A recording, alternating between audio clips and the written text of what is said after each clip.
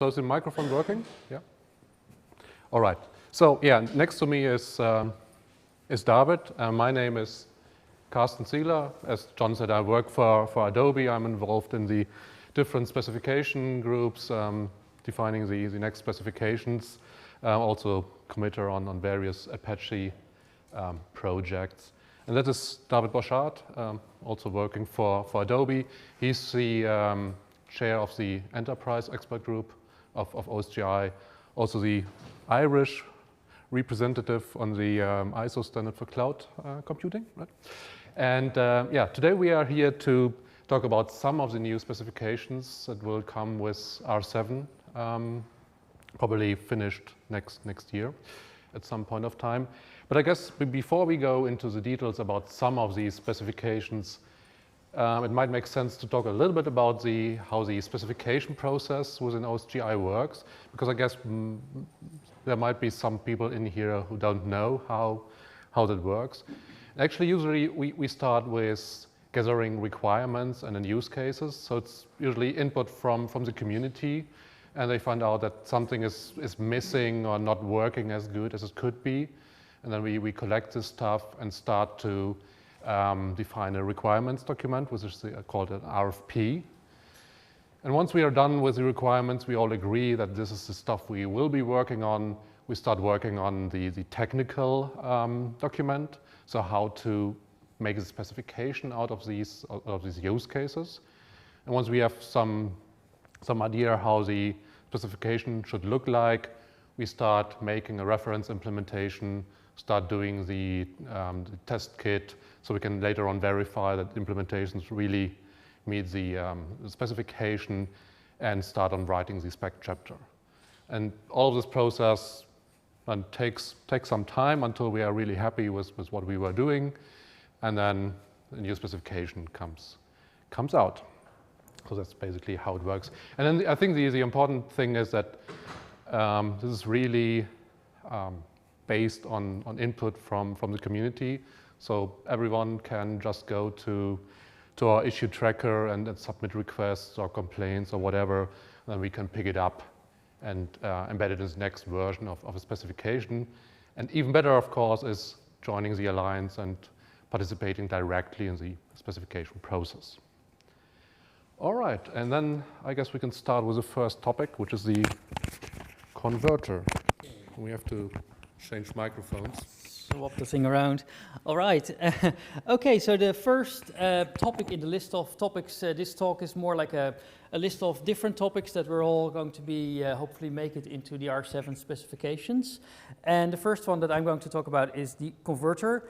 Tim Verbelen, who was talking here just before, mentioned it already in his talk. The converter and another specification which is called the serialization service. So, wouldn't you like to convert anything into everything? Yes, please. That's always a great thing to be able to do. Peter Green certainly wanted to do this, and he originally wrote a converter project as part of his B&D toolchain. And it had been in use for quite a number of years. So we decided that this was one of those RFPs, that this is something that would be good to create a specification around. So the RFP turned into an RFC, and we are currently working on this, an object converter that can convert anything into everything, simple scalars, collections and arrays, but also more interestingly converts various map type structures into other map type structures. And what that means, I'll show you in a slide that is going to be later on. So, converters, I mean, how you convert something to something else is kind of, requires a certain amount of interpretation, because it's not always a one-to-one, or there's some decisions that have to be made. So what we try to do in this specification is we try to make the converter extremely predictable. There's only one way in which it works. However, this may not always be the way that you want it, so you can adapt it, you can customize these converters. So that is one of the benefits there. You have predictable behavior, but you can change it. And another thing that I noted on the slide here is that we started the reference implementation Apache Felix. So if you want to play with this, you can go there and try it out. So I have a couple of examples on how you could use this converter. This slide has just some very simple examples. This is how you obtain the standard converter. You actually create a new instance of it. That is the one that follows the rule of the spec.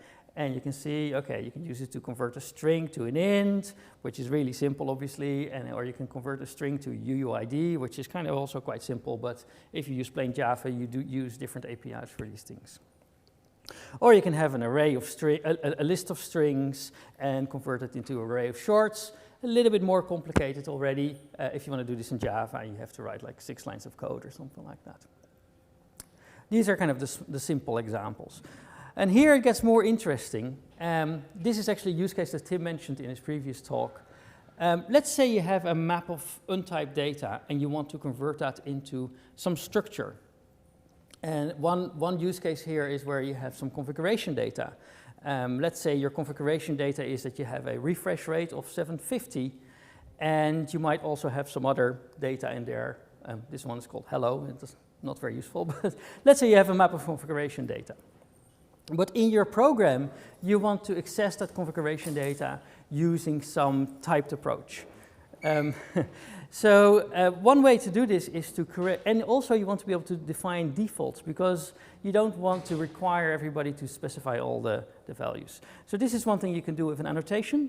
This annotation here has a typed API over that map, and you can also, the nice thing in Java is you can also use specified defaults with the annotation.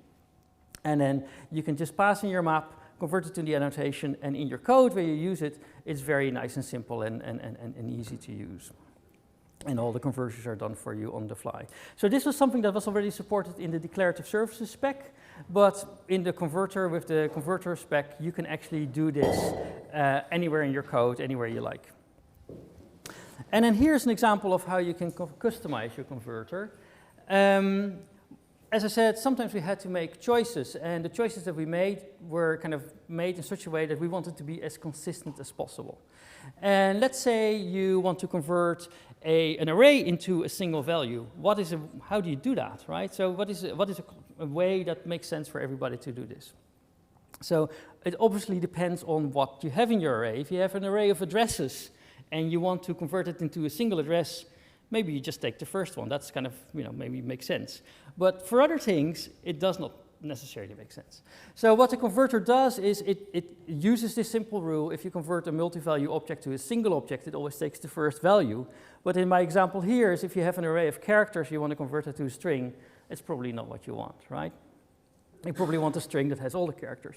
So I have here an example that shows how you can quite easily create a rule with a custom converter where you say, okay, if I convert from a character array to a string, then I actually have different methods to do this, and I'm passing in some method references here. I didn't write it out, but basically they just create a string object from the character array, and the one at the back does the reverse thing. So here you can see that with an adapted converter, or a custom converter, you basically make it deviate from the rule to behave the way you want. And that should, so for all the use cases that the spec doesn't cover, that should basically allow you to do whatever you need. Okay, quickly moving on to a service that is also new, which is associated with the converter, which is the serialization service. Obviously in Java you have serializable. Serialization in Java has already been there for many, many years. But the problem with serializable is that you have to actually put in your code whether this class is serializable or not, which is not really kind of very nice, because maybe the designer of the code doesn't really know whether it's going to be serializable or not, and depends on the type of output that you're going to produce, whether it's serializable or not.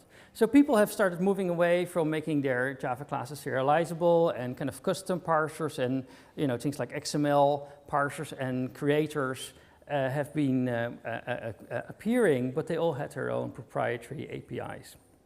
And what the serialization service basically does is it can take any Java object and turn it into a serialized format like YAML or JSON with the help of the converter. And it gives you a common API to do this. And you can also customize it again with using a customized converter. So the way that works, the way that looks is like this. You look up this serializer service based on the MIME type. So in this case, I'm looking up one that is doing JSON. Some examples here. If you want to serialize a simple map into JSON, you use that example. Or maybe you have a Java bean, then you go like, okay, I have my JSON serializer, serialize some bean to string, and you get some JSON, and then the reverse of it will work as well.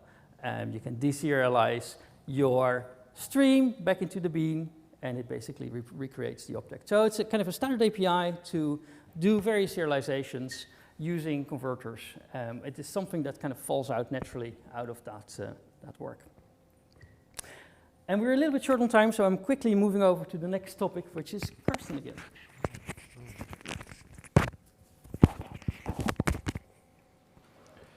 All right, so what David presented are two new specifications, like the converter and the serializer.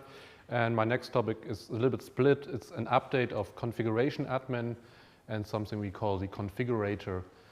So let's start with configuration admin, which is the central service in your OSGI application, storing all your configurations for your components and all these things. And we basically have three, let's say, major points where we improve. And let's start with the first one, that is handling of factory configurations. So if you're familiar with how this works in configuration admin, if you create a factory configuration, you pass in the factory PID into the configuration admin, and then the real ID, the PID, is generated by the configuration admin. So if you want to update your factory configuration later on, you have to know this PID and somehow keep that, because that's really more or less randomly generated. And this has always created problems with creating toolings using configuration admin. I mean, most of the toolings have a solution, but these are not really optimal. So we thought we could make it simpler, and instead of just passing in the factory PID into the configuration admin, you pass an alias as well, so second argument. And then the PID, which is generated by configuration admin, is just the concatenation of the factory PID, a hash, and then the alias. So later on, you really know what the PID is, and it's easy to update that configuration by just using these two pieces of information that you already knew up front anyway. That's a nice improvement. Here's a second one, a second improvement. So if you're updating a configuration and you just pass in the same configuration which is already stored there, so the same keys with the same values, then nevertheless the configuration did not change. Nevertheless, all your listeners, all your components are updated with, there's an update for this configuration, although in reality nothing happened. Which in some cases, if you have components listening for these configurations, it means that these reconfigure themselves, do something with a new configuration, and might take some time until you have a stable system again, which is then reconfigured based on a configuration change, which actually wasn't a change. So we added a new method to the configuration admin, which basically compares the new incoming configuration with the existing one. If they're the same, then nothing happens. Minor improvement, but it makes your system more stable, let's say. And then the final thing is the revivement of the configuration plugins we have in configuration admin. So basically, you can write a service, a configuration plugin, which is called before the configuration is passed on to your component, to your managed service or managed service factory. So how could it be useful? For example, if you are storing property holders in your configuration, like this database URL, that's really what is stored in configuration admin, then you want at runtime a real value for that. So you can simply write a configuration plugin which replaces that value before the configuration gets passed into your component. That's pretty useful. This mechanism has always been there, or at least for a lot of years in configuration admin. The problem so far was that this was only working with if you're writing a managed service of the configuration admin specification, but if you're using other things like declarative services, then these configuration plugins are never called. And we fixed that. We now have the mechanism that these are called for declarative services components as well. So it really can be used for nearly all use cases. Can I ask a question? Sure. Does it make sense to use this kind of mechanism to JUnit for testing? To override properties, for instance, selecting different properties just for testing? If it makes sense, at least you can do it, yes. You can use it. If you're, I mean, it depends if you have a JUnit test usually is testing a unit and not your whole framework running up with configuration admin, right? But if you have that kind of scenario that you want to test, then you can use this, yeah, and then change values on the fly, yeah. So these are the basic changes of configuration admin. And then we came up with the idea to finally create a common format, text-based format to define configurations. If you look at the various toolings, they all use some kind of different formats, and some of them have some problems. So we thought, let's specify that. And instead of using XML or JSON, we came up with using YAML for the configuration format. And basically, this is an example of 3 configurations, a normal configuration and 2 factory configurations. And these factory configurations use this new format of specifying the factory PID and the alias in that text file as well. And then you can define all the properties for your configurations with different types and all these things. And you could also specify, there are some special things defined there. For example, you can define environments, and these configurations are only applied if it's that environment. So if it's a dev environment or test environment in this case, this configuration will be active. If it's the production environment, then this configuration is not active. And this together makes sense as we are specifying a new service, the OSGI Configurator, and that allows to pass in configurations that are stored in bundle into the system.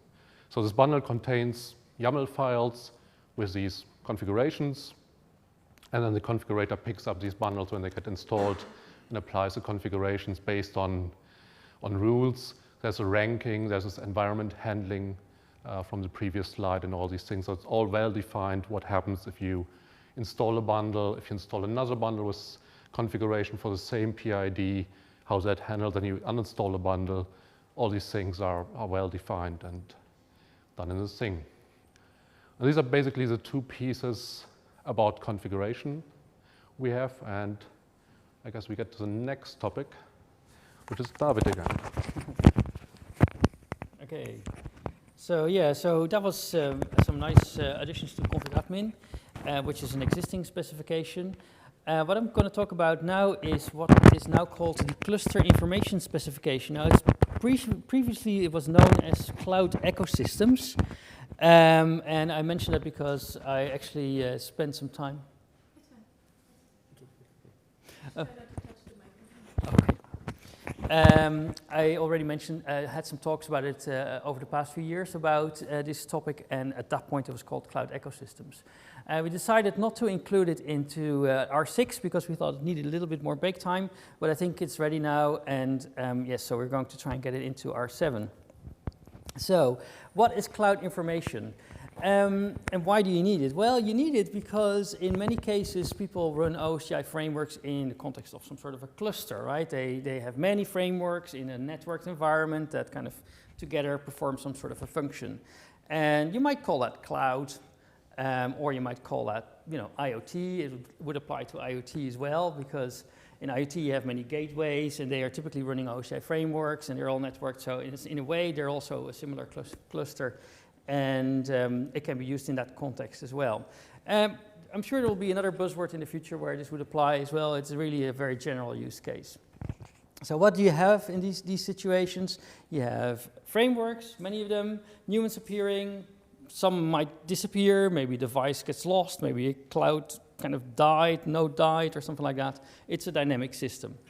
And you often have other entities too, like databases that are not necessarily OSGI frameworks. So with this cluster information specification system, you can find out what is available. You get notifications through the service registry. These nodes are represented by OSGI services, and OSGI services have push-based notifications. So you get notifications of changes in your system, new nodes arriving, nodes disappearing, nodes being changed, which is also possible. You don't have to poll for it, you just get notifications when this happens. Once you have these notifications, you can start doing things. You can use them to provision your system, to deploy bundles, for example, or other types of code, and to make your system do something, or you can wire it up. And which is especially useful if you work with databases. Many databases need to be talked to via an IP address. You only know what that IP address is once that database has popped up on some node. It represents itself as one of these services. You can find out what the IP address is and wire up your own system so that it talks to the database. And finally, you can actually monitor your application as well. There is some metrics information available as well. So to get into a little bit more detail, I mentioned the framework node status. I hope this slide is not coming out too dark on the screen, but the framework node status is the actual OSGI service that appears in your framework, representing all the remote frameworks. So you can have many of these services. Config is an example where you have only one service available of a particular type. Of this type of service, you can have many, many available, and each of them represents a separate node. And it has properties available to find out things like the Java version, OSGI version, operating system. You know, IP address is a really, really useful one. There's actually internal and external IP address, which sometimes makes sense in certain cloud environments because they might have multiple IP addresses. Physical location, which could be country.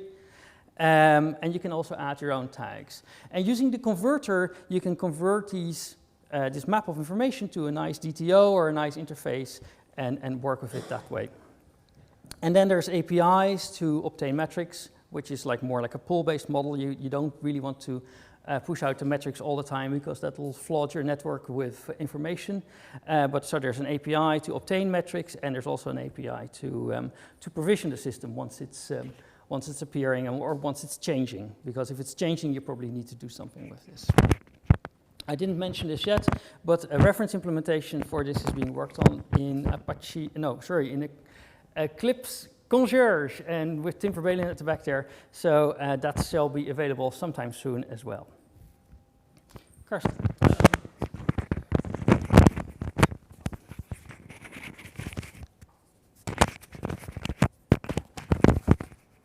All right.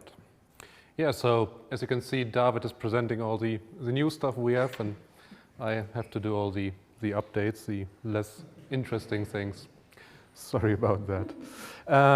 So yeah, the next topic is update of declarative services. So declarative services is a very, very cool and effective way to write your components, to write your services. And it takes care of many things for you, like references to other services, to other components, handling your configuration for you and all these things. And with R6, we already had a major update, I would say, for the DS, declarative services, adding some very interesting stuff. And with R7, we are even adding more interesting stuff, of course. And so let's start with the first one, which we call the activation objects. So DS is based on annotations you can use in your code to handle references, configuration, and all this stuff. And for example, this component is interested in a configuration defined through a configuration interface, and it wants to have the bundle context. Previously, you had to write an activator method taking those two things, and you store it in your instance fields, which is a little bit of boiler code you have to write just to get these objects. Now you can just annotate a field directly with the activate method, and once your component is started, you have the bundle context, you have your configuration, and you don't need to write that boilerplate code anymore, which makes it a little bit compacter. Another thing that has been requested since years, I believe, is actually constructor injection.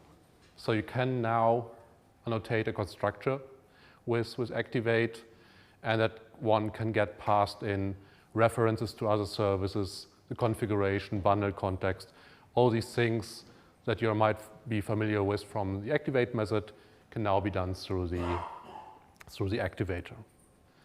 Of course, if you're using references here, these are static references.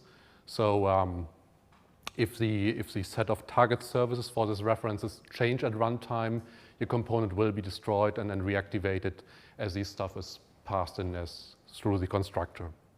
So if you want to have something dynamic, you can use a field injection or method-based injection.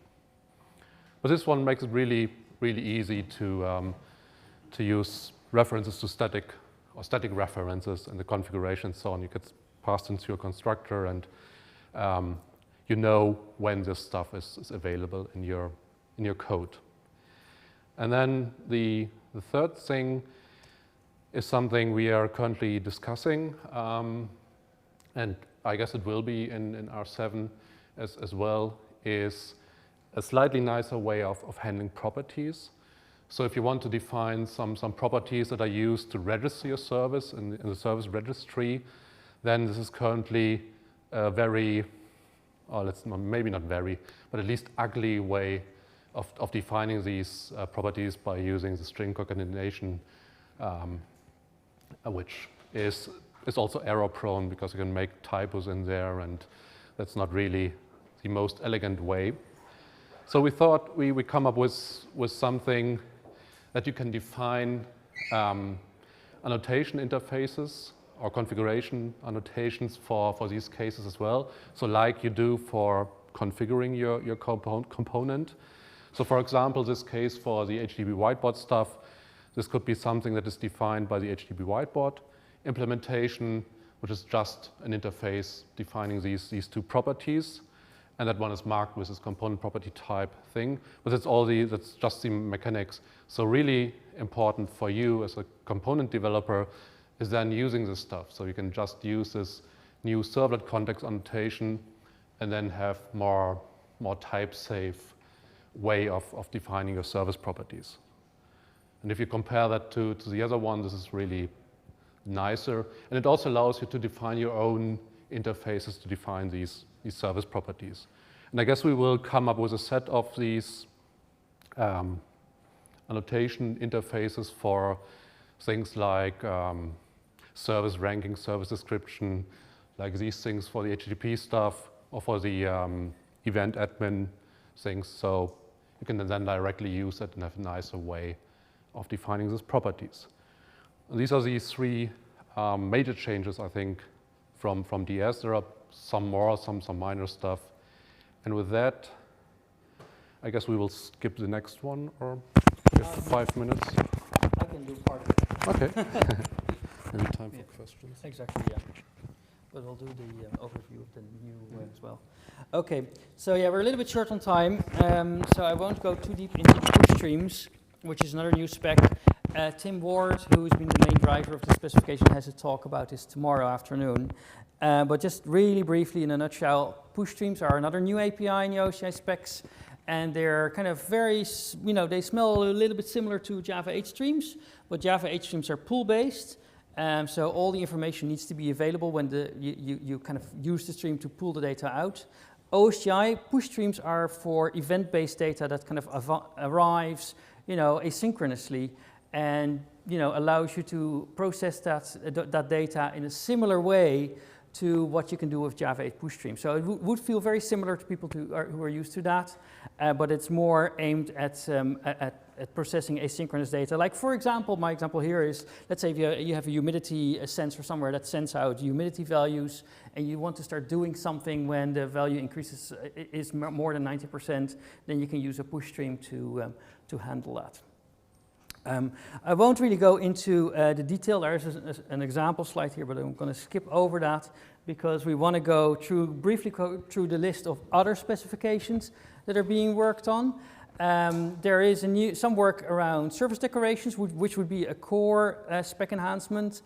that allows you to maybe enhance service properties on an existing service. Hopefully we'll get that in. There's an update to the HTTP whiteboard spec. Do you want to say something about that, Carsten? Yeah, this update is basically just fixing some things we were missing from the first version, so it's more or less a minor update. Yeah, that's basically all. Okay. There is a transaction control specification which gives you a nice API to work with distributed transactions. It works really nice with Java 8 Lambdas, although you can use it with other versions of Java as well. We're updating the JPA specification, and there's a new spec around remote services intents, and intents define a quality of service for remote services. And yes, I guess the last slide is what was already on the board there. We have an R7 early draft available, which was published, I think, a week and a half ago. Some of these specs are already in there in draft form, so you can get it over there.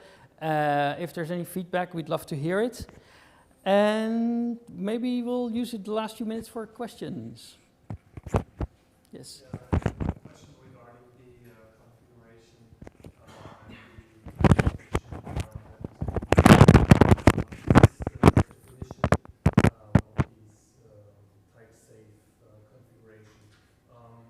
my question is regarding the querying. Currently, this is done in the LDAP filter syntax. Is there any idea to put this in a type-safe way, or provide an object with a, I don't know, fluent API to query for these objects? Because often you end up in these configurations as well. Yeah, that's really a good point. So right now, no, because no one brought it up yet, and that goes back to my introduction that we always work on things that got brought up, like problems, and I actually will take your input into the specification process and see if you can do something about it. So thanks, yeah. So you can all join the alliance and, you know, put the input in there yourself as well, obviously. Right. But yeah, good point. Any other questions? Also, Simon. the graders, you were very fast. Well, I was very short. We had to kind of cut some out because we only had 35 minutes. But service declarations are about when you register an OSGI service, the only entity that can modify the service properties is the registrator. And there are various use cases where other entities would like to enhance the service properties of an existing service. And this, if it goes through, and I hope it will, there's some complications with it because it's not as easy as it sounds. But yeah, other bundles might be able to contribute properties to an existing service. That's the idea there.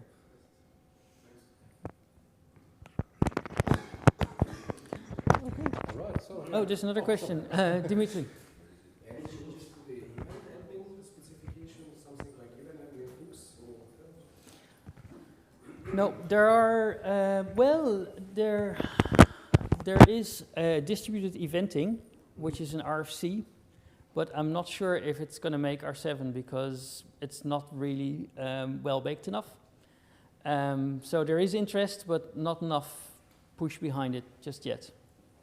The RFC is publicly available on GitHub. I don't know if you have seen it, but it's basically about making event admin function better in a distributed environment, but not for R7, I don't think, because we're aiming for that to be finished next year. Okay. Well, thank you.